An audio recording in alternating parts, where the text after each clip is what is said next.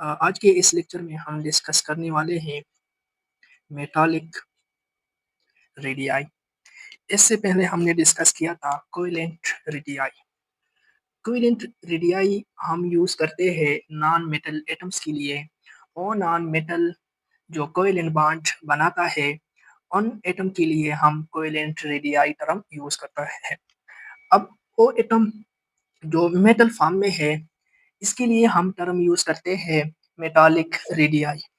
तो लिखता हूँ it is use for metal atom. Metallic radii metal atom के लिए हम यूज करते हैं, क्योंकि मेटल एक ऐसे एटम है जो कोवेलेंट बॉन्ड नहीं बना सकता है, तो इसलिए हम मेटल के लिए कोवेलेंट रेडियाई टर्म यूज नहीं करते हैं। इसके लिए हम यूज करते हैं मेटालिक रेडियाई यूज करते हैं। तो डिफिनीशन लिखता हूँ half of the enter nuclear distance between two adjacent atom and metallic cluster। आइए समझते हैं इस डिफिनीशन का मतलब। फॉर एग्जांपल, ये है हमारे पास एक आयरन पीस है, क्योंकि आयरन एक एलिमेंट है जो मेटल फॉर्म में मौजूद है। अब इसके अंदर कुछ एटम्स है, या ये पीस एटम से बना है, ये एटम्स है, और इन एटम्स की वैलेंस शेल में इलेक्ट्रॉन्स मौजूद होते हैं। ये इलेक्ट्रॉन है। अब जैसा कि हमें पता है, मेटल का जो साइज होता है, मेटल साइज वो लार्ज होता है, एक पॉइंट। दूसरा पॉइंट ये है, valence electron are free to move. Metal atom में जितने भी वैलेंस इलेक्ट्रॉन है वो फ्रीली मूव करता है, क्योंकि एटम का जो साइज होता है वो लार्ज होता है, इसमें न्यूक्लियर अट्रैक्शन कम होता है। थर्ड पॉइंट में लिखता हूँ लूजली हेल्ड इलेक्ट्रॉन, क्योंकि ये इलेक्ट्रॉन न्यूक्लियस से लूजली बाउंडेड है या इसकी न्यूक्लियर अट्रैक्शन कम है, तो ये इलेक्ट्रॉन फ्रीली मूव करता है। अब फॉर एग्जांपल, ये इलेक्ट्रॉन है या ये इलेक्ट्रॉन है, ये इलेक्ट्रॉन है, ये इस एटम से बाहर मूव करता है। या अब चूंकि ये वैलेंस इलेक्ट्रॉन न्यूक्लियस से फ्री है या इस पे कम अट्रैक्शन है, तो ये इलेक्ट्रॉन पॉजिटिव चार्ज आयन या न्यूक्लियस के इर्द गिर्द एक सी बनाता है, या इस तरह फ्रीली मूवमेंट करता है ये इलेक्ट्रॉन। अब चूंकि ये इलेक्ट्रॉन फ्रीली मूव करता है, तो इस एटम का जो इलेक्ट्रॉन है वो इस न्यूक्लियस की तरफ अट्रैक्टेड है, या इस एटम का जो इलेक्ट्रॉन है वो इस एटम की तरफ अट्रैक्टेड है, जिसकी वजह से इन दोनों के दरमियान एक अट्रैक्टिव फोर्स डेवलप होता है, और इस फोर्स को कहा जाता है मेटालिक बॉन्ड कहा जाता है। क्या कहा जाता है? मेटालिक बॉन्ड कहा जाता है।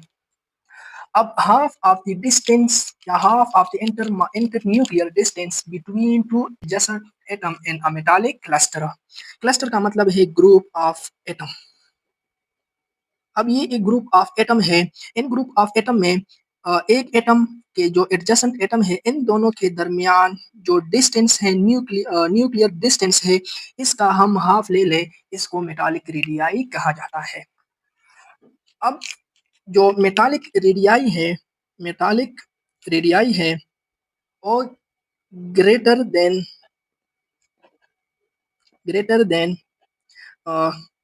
Covalent radii. फॉर एग्जांपल, एक नॉन मेटल है, इसके लिए हम कोवेलेंट रेडियाई टर्म यूज करते हैं। दूसरा एटम है मेटल है, इसके लिए हम मेटालिक रेडियाई टर्म यूज करते हैं।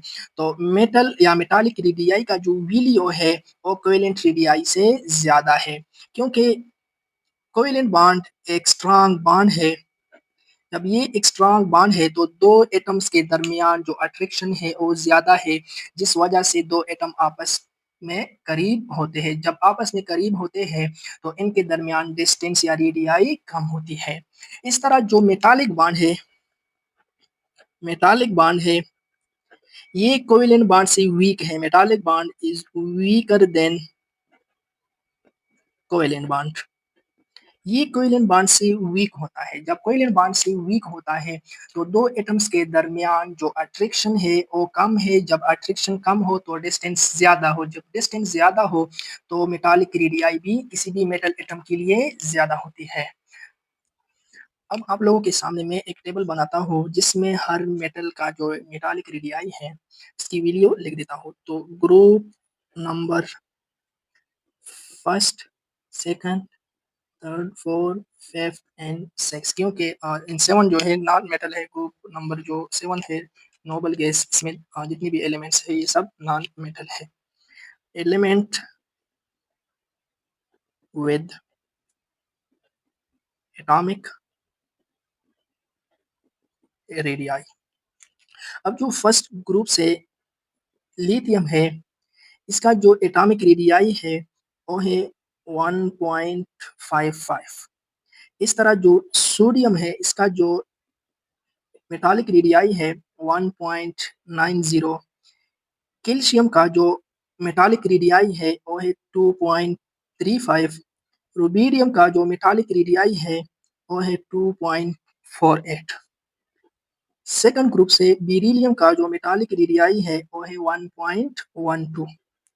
मैग्नीशियम का जो मेटालिक रेडियाई है वो है 1.60। कैल्शियम का जो मेटालिक रेडियाई है वो है 1.97। इसी तरह अगर मैं एल्युमिनियम जो थर्ड पीरियड ग्रुप से बिलोंग करता है इसका मेटालिक रेडियाई है 1.40। हीलियम का जो मेटालिक रेडियाई है वो है 1.41। ये है कुछ एलिमेंट्स जिसका मेटालिक रेडियाई वैल्यू मैंने लिख दिया। अब अगर आप देखें ना फर्स्ट ग्रुप में जब मैं टॉप टू बॉटम जाता हूँ तो मेटालिक रेडियाई वैल्यू इंक्रीज होता है। इंक्रीज इसलिए होता है कि न्यूक्लियर चार्ज डिक्रीज होता है। जब न्यूक्लियर चार्ज डिक्रीज होता है तो एटम का जो न्यूक्लियस है वैलेंस शेल इलेक्ट्रॉन पे जो अट्रैक्टिव फोर्स है वो कम होता है, जिसकी वजह से एटॉमिक रेडियाई या मेटालिक रेडियाई इंक्रीज होता जा रहा है। तो ये हो गया मेटालिक रेडियाई। अब जो थर्ड वन है वो है हमारे पास वंडर वाल रेडियाई। वंडर वाल्स रेडियाई है। तो वंडर वाल रेडियाई पहले डिफाइन करते हैं, बाद में इस पे डिस्कशन करते हैं। Half of the distance between the nuclei of two non-bonded in similar adjacent atom bonded and similar adjacent atom neighboring molecule। इसका मतलब क्या है आइए समझते हैं। फॉर एग्जांपल हमारे पास एक क्लोरीन एटम है, इसने दूसरी क्लोरीन एटम के साथ कोवेलेंट बॉन्ड बना दिया। अब ये हो गया एक क्लोरीन मॉलिक्यूल, 1 Cl मॉलिक्यूल हो गया। इस तरह दूसरा क्लोरीन एटम है, दूसरे क्लोरीन एटम के साथ कोवेलेंट बॉन्ड बना दिया, ये हो गया सेकंड Cl मॉलिक्यूल। अब इस क्लोरीन एटम का और इस क्लोरीन एटम का जो इंटर न्यूक्लियाई डिस्टेंस है इसका तो नाम है कोवेलेंट रेडियाई। इसी तरह इस क्लोरीन का न्यूक्लियाई और इस क्लोरीन का न्यूक्लियाई के दरमियान जो डिस्टेंस है न्यूक्लियर डिस्टेंस है वो है हमारे पास कोवेलेंट रेडियाई। ये बॉन्डेड एटम है। अब अगर देखें ना, ये क्लोरीन और ये क्लोरीन नॉन बॉन्डेड है और नाइबर भी है, मतलब ये एक मॉलिक्यूल और ये दूसरा मॉलिक्यूल आपस में नाइबरिंग मॉलिक्यूल है, जिसको हम पड़ोसन या पड़ोसन मॉलिक्यूल कहा जाता है। अब ये क्लोरीन और ये 2 क्लोरीन के दरमियान कोई अट्रैक्टिव फ़ोर्स या कोई बॉन्ड नहीं है, नॉन बॉन्डिंग है। लेकिन फिर भी इन दोनों के दरमियान जो डिस्टेंस है, इस न्यूक्लियाई और इस न्यूक्लियाई के दरमियान डिस्टेंस है, इस डिस्टेंस को कहा जाता है वैन डर वाल रेडियाई कहा जाता है। वैन डर वाल रेडियाई कहा जाता है। तो देखिए ना, half of the distance between 2 nuclei of 2 non bonded and similar adjacent atom, ये दोनों सिमिलर एडजेसेंट एटम है, नॉन बॉन्डेड भी है और नाइबरिंग मॉलिक्यूल की एटम भी है। इस दोनों के दरमियान जितना डिस्टेंस है, इसका हम हाफ ले लें, इस डिस्टेंस को कहा जाता है वैन डर वाल रेडियाई। अगर इसको मैं डायग्रामेटिकली समझा दूं, तो फॉर एग्जांपल ये एक क्लोरीन का न्यूक्लियस है और ये है दूसरा क्लोरीन, मतलब ये एक Cl2 मॉलिक्यूल है और ये हो गया दूसरा Cl2 मॉलिक्यूल। इन दोनों के दरमियान जो डिस्टेंस है या इन दोनों के दरमियान जो डिस्टेंस है, ये हो गया कोवेलेंट रेडियाई हो गया। अब इस क्लोरीन एटम और इस क्लोरीन एटम के दरमियान जो डिस्टेंस है, इसका हम हाफ ले ले, ये हो गया वैन डर वाल रेडियाई हो गया। तो ये डेफिनेशन था वैन डर वाल रेडियाई का। अब वैन डर वाल रेडियाई जो है, ये तब हम फाइंड कर सकते हैं जब कोई भी मॉलिक्यूल सॉलिड फॉर्म में हो। फॉर एग्जांपल ये क्लोरीन मॉलिक्यूल और ये क्लोरीन मॉलिक्यूल सॉलिड फॉर्म में हो, तब हम इसके लिए वैन डर वाल रेडियाई फाइंड कर सकते हैं। वैन डर वाल रेडियाई फाइंड कर सकते हैं। अगर ये मॉलिक्यूल गैसियस फॉर्म में हो, तो इसके लिए हम वैन डर वाल रेडियाई फाइंड नहीं कर सकते हैं। तो वैन डर वाल रेडियाई के लिए कंडीशन है मॉलिक्यूल सॉलिड फॉर्म में होना ज़रूरी है, या वैन डर वाल रेडियाई के लिए मॉलिक्यूल सॉलिड फॉर्म में ज़रूरी है। अब दूसरी बात, वैन डर वाल रेडियाई मेनली हम यूज़ करते हैं नोबल गैस के लिए। नोबल गैस के लिए या नोबल गैस के जितनी भी एटम है, helium, neon, argon, krypton, xenon and radon के लिए। क्योंकि ये ना तो मेटालिक बॉन्ड बना सकता है, ना कोवेलेंट बॉन्ड बना सकता है। तो इस मॉलिक्यूल का जो एटॉमिक रेडियाई है, वो भी मुहैया करना ज़रूरी है। तो इसके लिए जो एटॉमिक रेडियाई फाइंड करने का जो मेथड है या कैटेगरी है, वो है वैन डर वाल रेडियाई, या इसका जो एटॉमिक रेडियाई है, वो हम वैन डर वाल रेडियाई के थ्रू मुहैया या फाइंड कर सकते हैं। दूसरी बात, नोबल गैसेस के साथ-साथ वो एटम है जो कोवेलेंट बॉन्ड भी बना सकता है। फिर भी इसके लिए हम वैन डर वाल रेडियाई फाइंड कर सकते हैं और वो है नॉन पोलर मॉलिक्यूल। वो मॉलिक्यूल जो नॉन पोलर हो, यानी जिसमें नॉन पोलर कोवेलेंट बॉन्ड हो, इसके लिए भी हम वैन डर वाल रेडियाई को फाइंड कर सकते हैं। जिस तरह Cl2 मॉलिक्यूल तो सेम एटम क्लोरीन एटम के दरमियान बॉन्ड बना है, कोवेलेंट बॉन्ड, तो ये एक नॉन पोलर मॉलिक्यूल है, इसके लिए भी हम वैन डर वाल रेडियाई को फाइंड कर सकते हैं। अब फॉर एग्जांपल क्लोरीन मॉलिक्यूल है, एक क्लोरीन मॉलिक्यूल है, इनके दरमियान कोवेलेंट बॉन्ड है और ये क्लोरीन मॉलिक्यूल है, इनके दरमियान कोवेलेंट बॉन्ड है। तो एक क्लोरीन मॉलिक्यूल के दरमियान जो कोवेलेंट रेडियाई है, वो क्या होंगे? स्मॉल होंगे। कोवेलेंट रेडियाई स्मॉल होंगे। लेकिन एक मॉलिक्यूल का क्लोरीन और दूसरे मॉलिक्यूल का क्लोरीन के दरमियान जो वैन डर वाल रेडियाई है, वो वैल्यू क्या होंगे? लार्ज होंगे। क्योंकि ये एक वीक अट्रैक्टिव फोर्स है, जिसकी वजह से ये 2 मॉलिक्यूल आपस में दूरी पे है।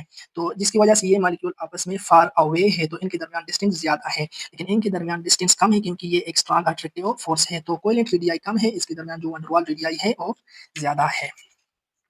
इस क्लोरीन का जो कोवेलेंट रेडियाई है, वो है 99 पिकोमीटर और ये जो वैन डर वाल रेडियाई है, एक मॉलिक्यूल और दूसरे मॉलिक्यूल के एटम के दरमियान, वो है 180 पिकोमीटर।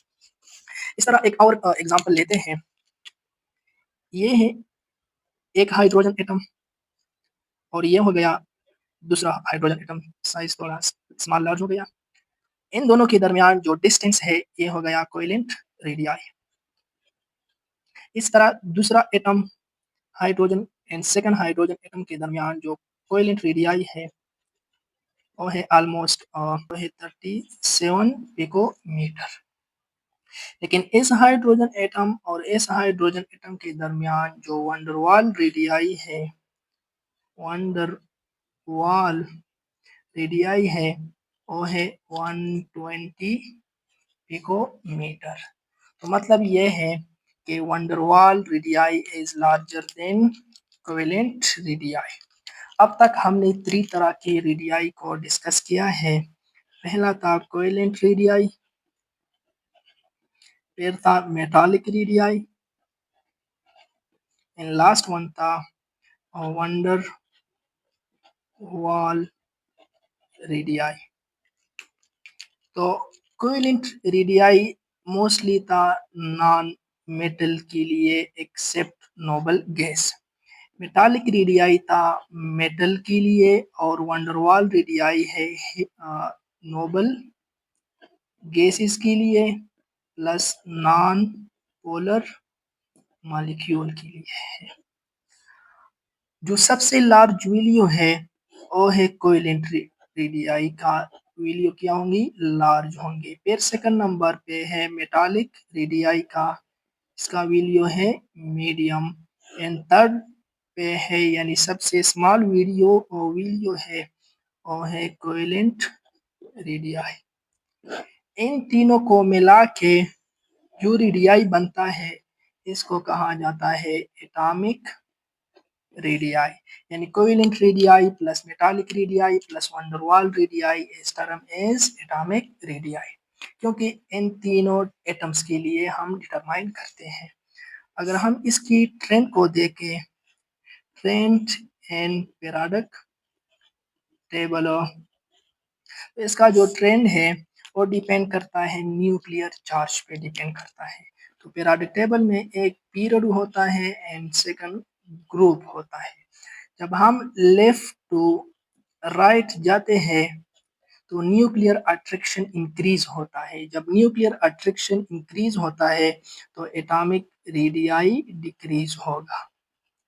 एटॉमिक रेडियाई का मतलब covalent radii, metallic radii and van der Waals radii ये ऑल डिक्रीज होगा। अगर हम टॉप टू बॉटम जाते हैं, top to bottom, extra shell या एडिशन ऑफ शेल होता है एटम में।